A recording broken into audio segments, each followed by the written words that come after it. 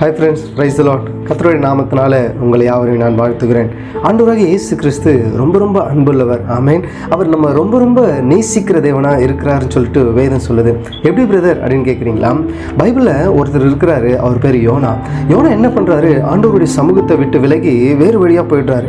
அப்போது ஒரு பிரச்சனை வரும்போது யோனா என்ன சொல்கிறாருனாக்கா, என்னை தூக்கி இந்த கடலில் போட்டுருங்க, நீங்கள் கடலில் போட்டிங்கனாக்கா இந்த பிரச்சனைலாம் சால்வ் ஆகிடும் அப்படின்னு சொல்கிறாரு. யோனா என்ன சொல்ல வர்றாருனாக்கா, நான் செத்தாலும் பரவாயில்ல, நீங்கள் நல்லா இருக்கணும் அப்படின்றதுனால அந்த விஷயத்தை அவர் சொல்கிறாரு.